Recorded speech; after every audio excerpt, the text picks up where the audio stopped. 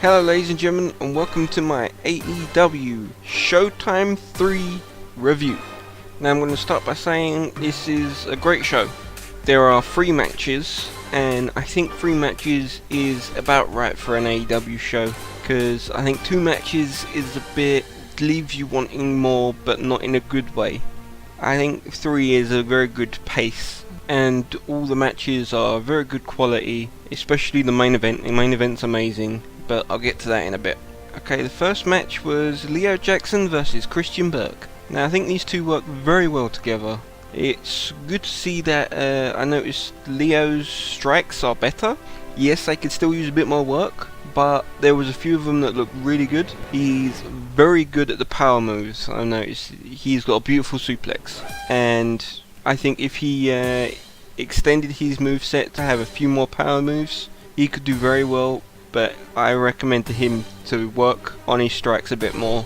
Maybe change it from a punch to maybe a European uppercut or a chop, because they're a bit easier to pull off, and maybe a few knees instead of kicks, because they seem to be kicks and punches, or they seem to be what he's struggling on. And yeah, he's going to need a few of them, but I think if he changes it up a little bit, he'll find it a little bit easier. And I'll say the same thing about Christian. He needs to work on his strikes as well, but his submissions, especially his headlocks, very good. They're very tight, right up in there.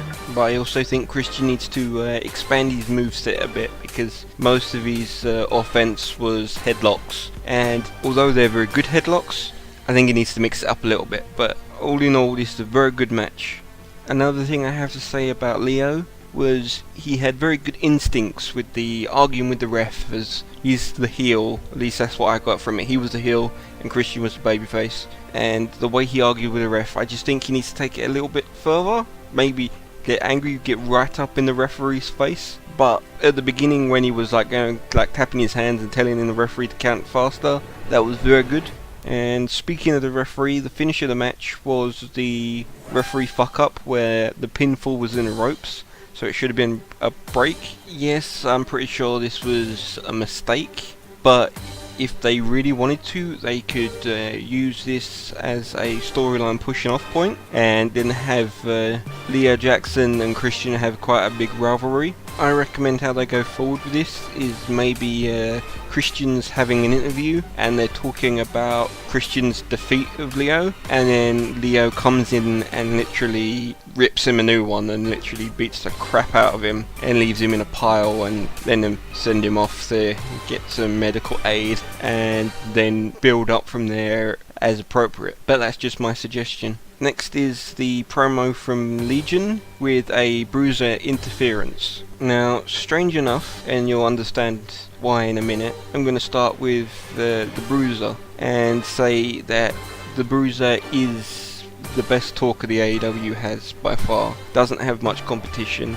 That's not putting the other guys down. I'm just saying that Bruiser is a brilliant talker. He knew exactly how to put over Legion by bringing him down, but also then complimenting him just in case they have a match in the future. Then it works well. As for Legion, this promo was a good promo, but it was also a confusing promo because of the next segment. This was a very babyface promo, but because in the next segment when he attacks Calva, that is a very heel thing to do in the way he does it, and it's kind of conflicting, and I think they need to sit down and work out whether Legion is going to be a heel or a babyface, because if they want to go heel, I think he needs to be a bit more intimidating with his promos, but me personally, I feel like he would work better as a babyface, especially if the promo was to build up a match against Sin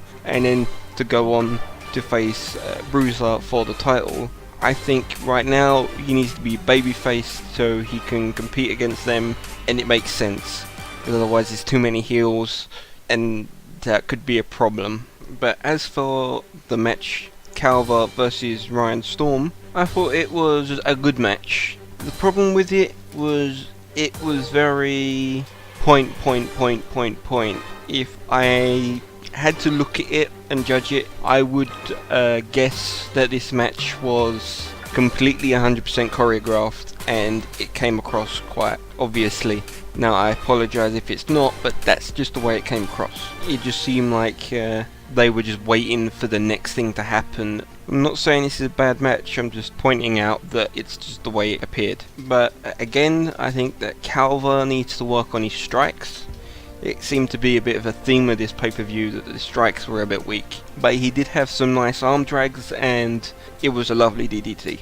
As for Ryan Storm, he didn't do much, which I can't blame him for. It was quite a very short match. But one thing I do have to say, coming from my mainly my right shoulder, is it's good to see someone that is a man after my own heart and hits a nice spear. I will admit, since retiring, my shoulder does have the urge to hit one more spear, but I know I can't, so it's good to see someone in the AEW throwing around a few spears.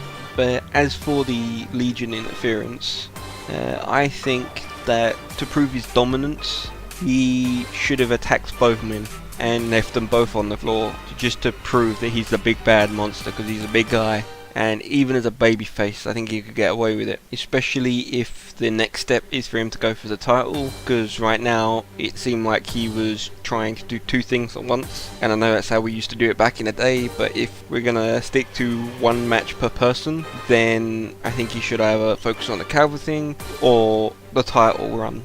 The next match was the main event, which was Sin and the Bruiser versus Fearflex and Benji. Now, this was a bit of a confusing one, because right at the beginning of the show it was announced by the GM that whoever pins the Bruiser wins the title. Then in the commentary during the match, it was changed to the number one contendership, so it was a mistake made, and I wasn't sure whether it was for the title or for number one contendership, and it was a bit confusing. Me personally, I think it works best as a number one contendership, but to be honest, either really works, it just had to be made a bit clearer. The other problem I have with the storytelling in this match was it was told to us by the commentators that Benji had an injured ankle and Fearflex was recovering from a concussion. Now, this is good storytelling and a brilliant job by the commentators. My problem with it is the selling. If you have a concussion, when you get hit in the head, which should be the target zone for your opponent, you should be a bit more dizzy, a bit groggy, and also you should have your arms up nearly all the time to protect your head, because every time they touch you, they're going to cause you a hell of a lot of pain, and that's your weak spots. You want to protect it. As for the ankle, there should be a lot of, say, limping. Also, when you're standing there ready to fight, maybe the leg with your bad ankle should be a step behind, so it's a bit more difficult to get at, and there should be a lot more holding of the ankle, and the same with the head with the concussion, holding the head whenever there's a blow and just rolling around the floor a bit. And the selling really needs to be a bit better. I know this sounds really bad, I'm putting them down. It's a very high quality match, but as it's the main event, it should be a bit of a higher standard. As for Brucin, I like the name by the way, it sounds like something I'd come up with. They had some nice double team action, and whenever possible they seem to be working together as a team to take out Fearflex and Benji, and I thought they worked very well as the heels and continuously keeping on them and whenever possible hitting the double team. And also like that the fact they didn't pull out the weapon straight away, they built to them. I thought that was a very nice touch. Now, about in the middle of the match, Benji seems to have broke up a Fearflex pin, and part of me thinks it was a bit of miscommunication and it wasn't supposed to happen, but I would have gone with it, and I would have had a bit of a stare down moment between Fearflex and Benji, as in what the hell's going on, and then have Sin and the Bruiser jump them while they're distracted. Now, I love the work that they all did on the trampoline.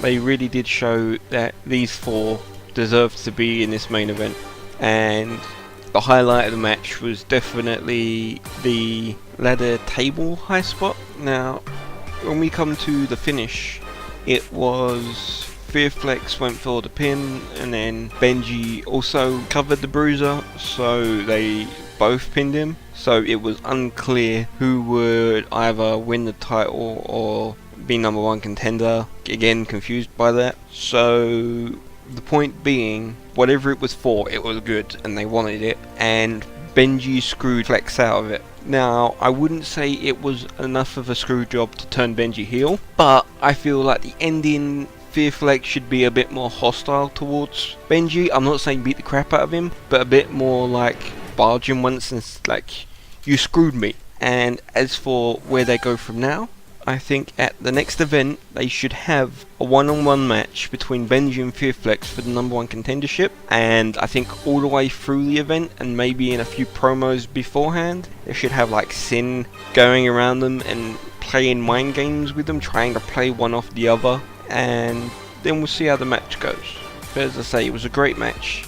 I think the only thing they really need to work on is selling. As for the whole event, a brilliant event. I would give it a 7 out of 10, and if you haven't subscribed to them, hit the subscribe button for them, hit the subscribe button for me. If you like this review, like it, favourite it, and let me know in the comments what you thought of the event, and also if you can think of any way they can improve, because at the end of the day we just want every event to be better than the last. I am the Food, thanks for listening.